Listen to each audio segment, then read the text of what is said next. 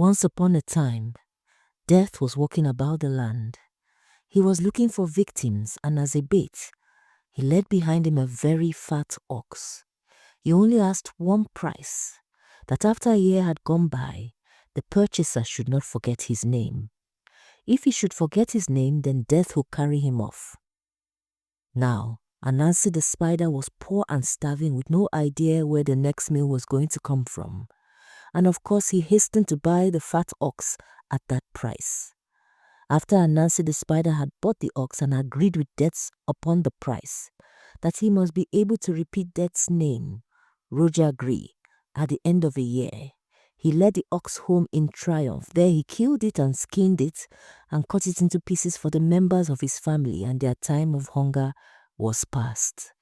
Death went on his way, and Spider called his wife and his sons and ordered them to sing this new song every day while working. Rojabe, Rojagri, Rojabe, Rojagri.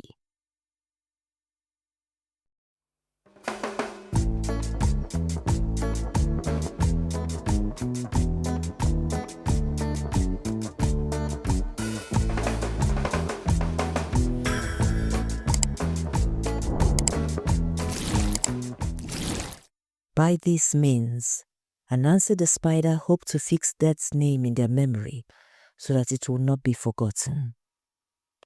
For 6 months, no other song was heard in that household.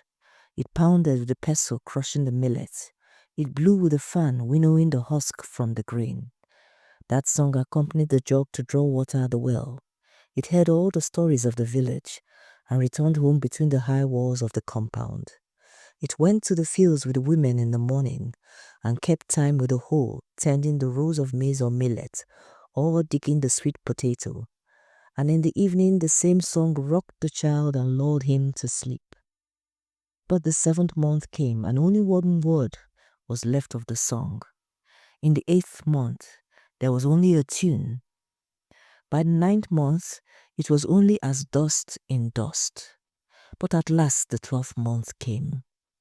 There came the last day of the 12th month, the 365th day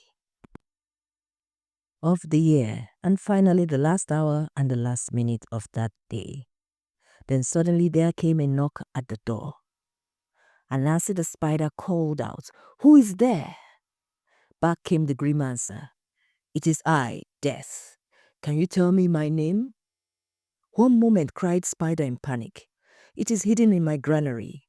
Quickly he ran to his wife. "That song I told you to sing, do you remember it? What is Death's name?" Spider's wife had forgotten, but any answer was better than no answer, so she told him, "Tintin Tonakri." Spider was greatly relieved. He went back to the door where Death was waiting and repeated, "Tintin Tonakri."